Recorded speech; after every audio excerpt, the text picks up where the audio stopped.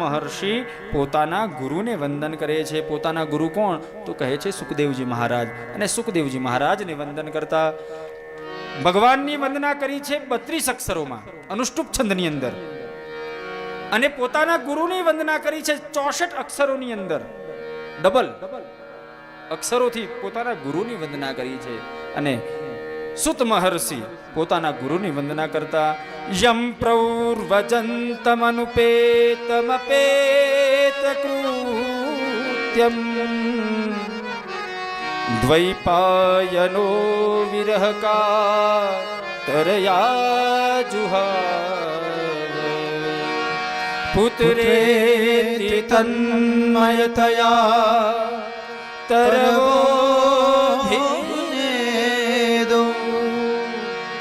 તમ સર્વભૂતહૃદયં મુનિમાનતોસ્મિ. પોતાના ગુરુની વંદના કરી છે. કેવા છે સુખદેવજી મહારાજ? તો કહે છે પોતાના માના ગર્ભની અંદર 12 વર્ષ સુધી રહ્યા. કેટલા વર્ષ સુધી? હું બહાર ના આવું. કેમ? હું બહાર આવીશ તો મને માયાનો સ્પર્શ થશે, અને મને માયા, આ સંસારની અંદર માયામાં મારે રહેવું નથી. અને 12 વર્ષે પણ માના કુખમાંથી બહાર નીકળ્યા ને તરત ગોવિંદ ભજતા ભજતા પોતે નીકળી પડ્યા છે. અવધૂત વેશ.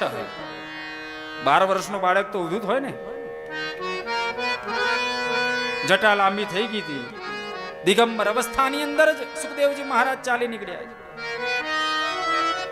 સુખદેવજી મહારાજ ચાલ્યા છે, જેના યજ્ઞોપવિત સંસ્કાર પણ નતા થયા. અને એવા સુખદેવજી મહારાજ જ્યારે ચાલતા ચાલતા નીકળી ગયા, પોતાના ગુરુ એવા સુખદેવજી મહારાજને વંદન કરે છે કે એમને સ્ત્રી અને પુરુષનો ભેદ પણ ખબર નથી કે આમાં પુરુષ કોને કહેવાય અને આને સ્ત્રી પણ કોને કહેવાય. એવા અવસ્થાને આંબી ગયેલા પરમહંસ, જેની અંદર ઉપમા જેને આપવામાં આવી છે, પરમહંસ અને અવધૂત જેને કહેવામાં આવે છે, એવા સુખદેવજી મહારાજની વંદના કરી છે. બોલીએ શ્રી સુખદેવજી મહારાજ કી જય. સુખદેવજી મહારાજને વંદન કર્યા. ત્રીજા નંબરની અંદર વંદન કર્યા છે જે સ્થાનમાં બેઠા હતા તે. કેવું સ્થાન? તો કહે છે નૈમિષે સૂતમાસીન મભિવાદ્ય મહામતિમ કથામૃત રસાસ્વાદ કુશલ સૌનકો બ્રવી.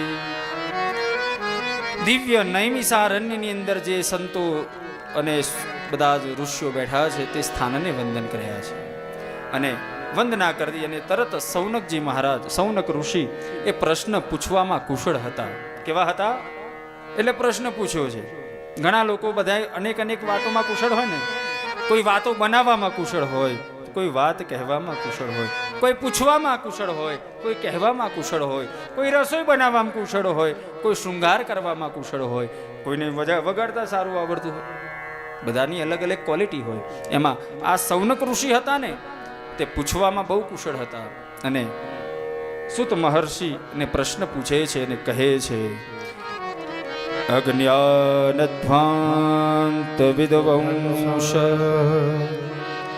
કોટિ સૂર્ય સમપ્રભ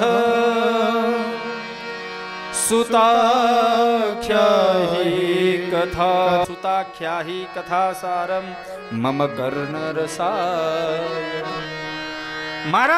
અમારા કર્ણોથી રસાયણ યુક્ત એવું કોઈ રસાયણ હોય કે જેનાથી અમારી અજ્ઞાનતાઓ દૂર થાય, એવું કોઈ અમને ચરિત્ર કહો.